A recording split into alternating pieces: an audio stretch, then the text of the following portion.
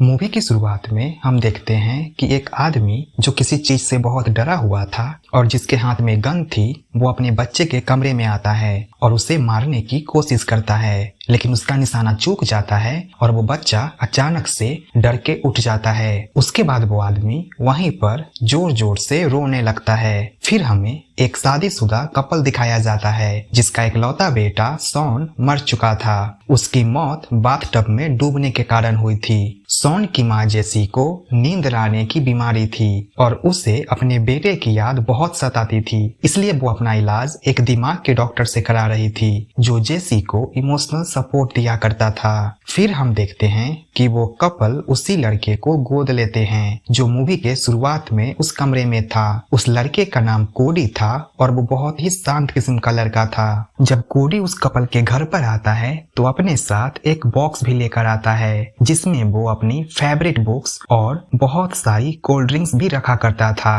कोडी को बटरफ्लाई बहुत पसंद था। कोडी के घर आने से पहले जेसी के हस्बैंड मैक्स शॉन की सारी तस्वीरें छुपा देते हैं, लेकिन जेसी के कहने पर बस एक तस्वीर को दीवार पर रहने देते हैं। उनके घर पर आते ही कोडी को सबसे पहले शॉन की वो तस्वीर दिखती है जिससे वो बहुत देर तक देखता है, लेकिन किसी से कुछ भी नहीं पूछता और न ही कुछ बोलता है। फिर हम देखते हैं कि रात में सोने से पहले कोडी अपने बॉक्स से उन कोल्ड ड्रिंक्स को और बुक्स को निकालता है और उसे पीते हुए अपनी बुक्स पढ़ने लगता है। अगली सुबह कोडी पहली बार अपने स्कूल में जाता है जहाँ दोस्त बन जाती है जिसका नाम एनी था। जब कोडी स्कूल में होता है तब घर पर जेसी को उसका बॉक्स मिलता है। बॉक्स में पड़ी उस ड्रिंक्स को देख के जेसी को बहुत अजीब लगता है क्योंकि वो कैफीन वाली ड्रिंक्स थी जिसे पीने के बाद आदमी को नींद नहीं आती है। उसी रात जेसी कोडी को उस ड्रिंक के बारे में पूछती है जिसपे कोडी जेसी को ये बताता है कि रात में उसके सपने में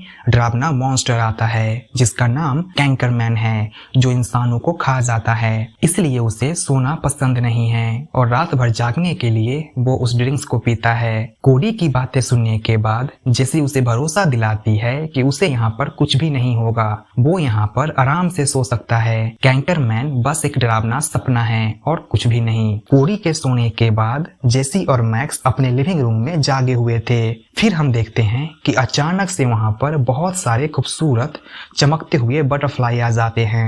उन कपल को कुछ भी समझ नहीं आ रहा होता कि आखिर ये हो क्या रहा है। आखिर अचानक से इतने सारे बटरफ्लाई आ कहां से रहे हैं। मार्क उसमें से एक बटरफ्लाई को पकड़ने की कोशिश करता है, लेकिन इतने में वो सारे बटरफ्लाई गायब हो जाते हैं। उसी रात जब जेसी पानी पीने के लिए उठती है तब उसे अपने घर में किसी अनजान आदमी के होने का एहसास होता है, कुछ अलग, कुछ डरावना सा। इससे पहले कि वो उसे देख पाती वो गायब हो जाता है। अगले दिन जेसी अपने साथ हुए इस घटना का जिक्र अपने डॉक्टर से करती है, लेकिन डॉक्टर को जेसी की बातों पर यकीन नहीं होता और वो जेसी को ये बताता है कि शायद तुम स्लीप वॉक कर रही होगी। अक्सर स्लीप वॉक में हमें ऐसी चीजें दिखाई देती है जिसका सच में कोई वजूद नहीं होता, वो बस हमारे दिमाग में होता है। जेसी भी डॉक्टर की बातों को मान लेती है और उस घटना पर ज्यादा ध्यान नहीं देती है।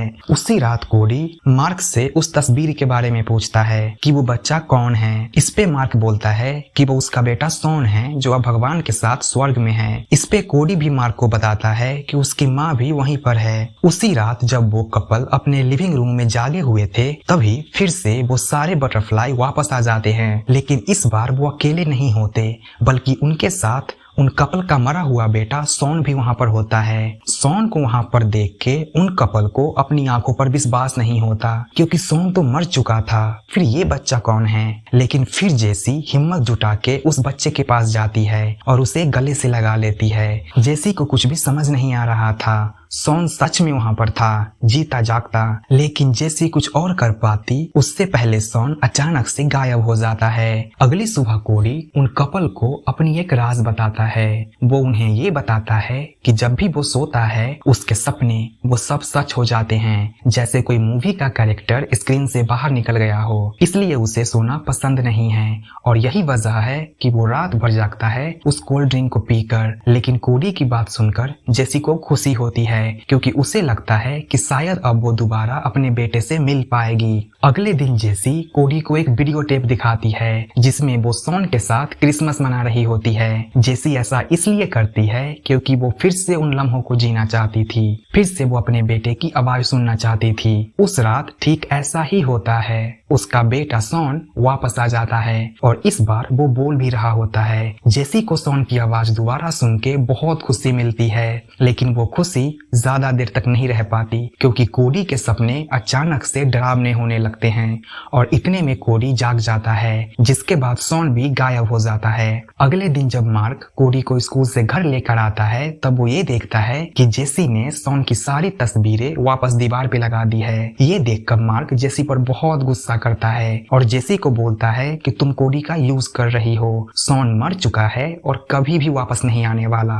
अब से कोडी ही हमारा बेटा है और हमें कोडी पर ध्यान देना चाहिए। और गुस्से में आकर वो सॉन की सारी तस्वीरें हटा देता है। अगले दिन हम देखते हैं कि स्कूल में अचानक से एक बदमाश लड़का कोडी को परेशान करने लगता है, जिससे कोडी को बहुत गुस्सा आ जाता है और वो उस लड़के को जोर से धक्का दे देता है, जिसके कारण वो लड़का वहीं पर गिर जाता है। उस दिन कोडी को क्लास में बहुत नींद आने लगती है, इसलिए उनकी टीचर कोडी को वहीं पर क्लास में कुछ देर आराम करने के लिए बोलती है। जब कोडी अकेले उस क्लास में सो रहा होता है तब वो बदमाश लड़का कोडी से बदला लेने के लिए वहाँ पर आ जाता है। इससे पहले कि वो लड़का कुछ कर पाता, कोडी के डरावने सपने का मॉन्स्टर कैंकरमैन वहाँ पर आ जाता है और वो उस लड़के पर हमला कर देता है। लेकिन इतने में कोडी की दोस्त वो लड़की वहाँ पर आ जाती है और कैंकरमैन को देख के जोर जोर से चीखने लगती है, जिससे कोडी की नींद खुल जाती है और कैंकरमैन गायब हो जाता है। लेकिन साथ में वो लड़का भी वहाँ से गायब हो जाता है क्योंकि कैंकरमैन उसे अपने साथ ले जाता है।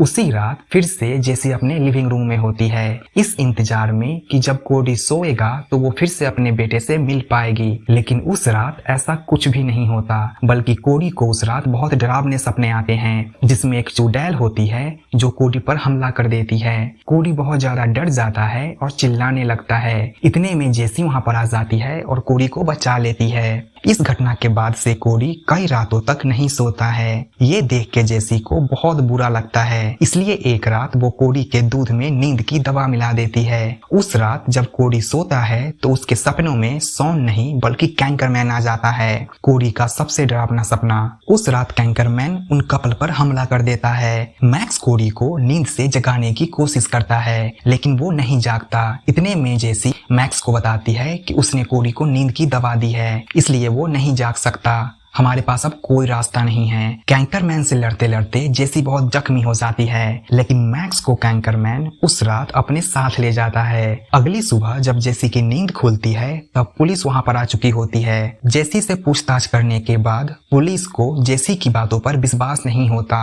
उन्हें लगता है कि जेसी ने खुद अपने पति को गायब कर दिया है और पुलिस से बचने के लिए ऐसा मनगढ़ंत कहानी बना रही है। आखिर में पुलिस कोडी को वापस अनाथ आश्रम भेज देते हैं क्योंकि उन्हें जेसी पर शक था। जेसी कोडी को खोना नहीं चाहती थी क्योंकि ये कोडी ही था जिसकी वजह से वो अपने बेटे से मिल पाती थी। इसलिए वो कोडी और अपने हस्बैंड मैक्स को वापस लाने का प्लान बनाती है। उसे लगता है कि अगर कोडी मैक्स को गायब कर सकता है तो उसे वापस भी ला सकता है। जेसी सबसे पहले उस लड़की के पास जाती है जिसने कोडी को उसे सौंपा था। एक्चुअल में वो एक चाइल्ड सर्विस डिपार्टमेंट में काम करती थी, जिसका काम था अनाथ बच्चों के लिए सही घर ढूंढना। जेसी उस लड़की को अपने साथ हुए घटना के बारे में बताती है, लेकिन वो जेसी की बातों पर यकीन नहीं करती और जेसी को बोलती है कि वो कोडी को भूल जाए क्योंकि कोडी अब किसी भी कीमत पर उसके साथ नहीं रह सकता। अब कोई रास्ता नहीं है। जेसी को बहुत गुस्सा आता है और वो वहाँ से वापस अपने घर आ जाती है, लेकिन साथ में वो कोडी का फाइल भी चुरा लाती है जिसमें कोडी का सारा डिटेल होता है।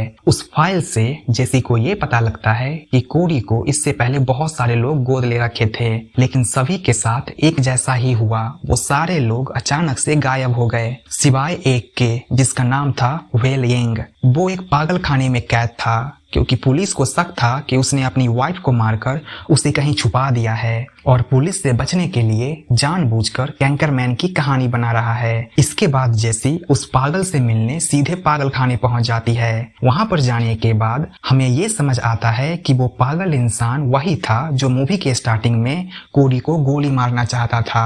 वहां पर वेल जेसी को अपने साथ हुए सारी घटना के बारे में बताता है कि कैसे जब भी कोडी सोता है तब उसके सपने सच हो जाते हैं और कैसे कोडी के डरावने सपने का मॉन्स्टर कैंकरमैन ने उसकी वाइफ को इस दुनिया दुनिया से गायब कर दिया और कैसे उसने अपने वाइफ को वापस लाने के लिए कोडी को मारने की कोशिश की लेकिन मार न सका।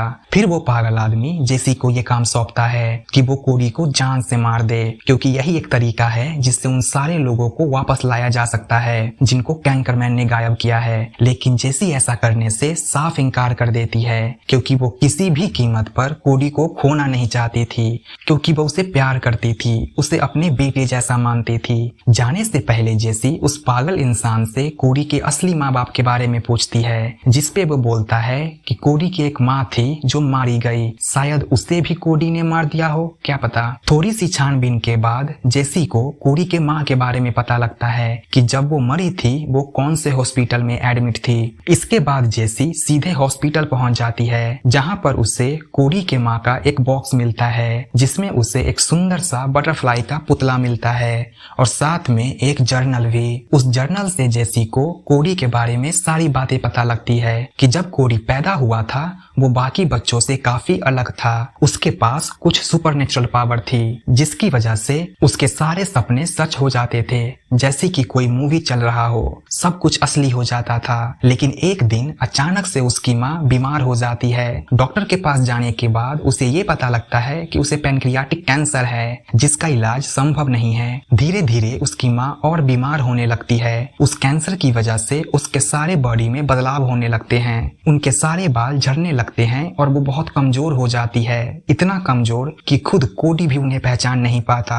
और न ही उसकी माँ कोडी को कुछ बोल पाती है। लेकिन आखिरी वक्त में मॉर्गन अपने बेटे कोडी को गले से लगाती है और दबी हुई आवाज में कोडी से बोलती है, कोडी अपना ख्याल रखना, लव यू कोडी, लव यू सो मच। इसके बाद मॉर्गन इस दुनिया को छोड़ के चली जाती है, लेकिन कोडी कुछ समझ नहीं पाता क्योंकि वो बहुत छोटा था, इतना छोटा कि उसे कैंसर का मतलब भी पता नहीं था। इसलिए वो ये समझ लेता है कि एक मॉन्स्टर जिसका नाम कैंकरमैन है उसने मेरी माँ को खा लिया। इसके बाद से कैंकरमैन कोडी का सबसे डरावना सपना बन जाता है, जो बिल्कुल वैसा ही दिखता है जैसा उसने अपनी माँ को आखिरी बार देखा था। कोडी के बारे में जानने के बाद जेसी उसे लाने अनाथ आश्रम निकल पड़ती है। उधर हम देखते हैं कि अनाथ आश्रम में कोडी बहुत दिनों से सो नहीं रहा था, इसलिए फाइनली वो लोग कोडी को नींद की दवा देते हैं जिससे कि कोडी कुछ पल सो जाए। फिर कोडी को नींद आ जाती है। कुछ देर में जेसी भी वहां पर आ जाती है। वहां पर आने के बाद वो देखती है कि कोडी के मॉन्स्टर ने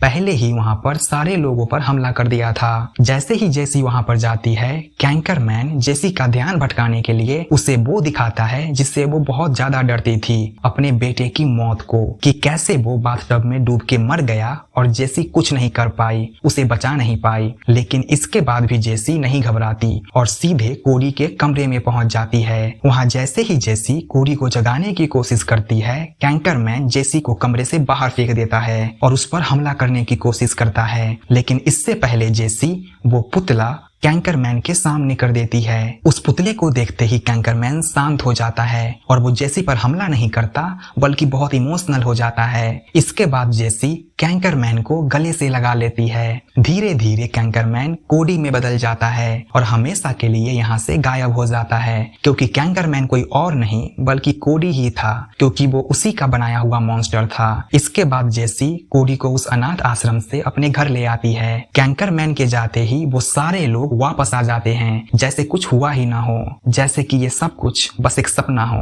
फिर कोडी खुशी खुशी जेसी के साथ रहने लगता है और ये मूवी यहीं पर खत्म हो जाती है।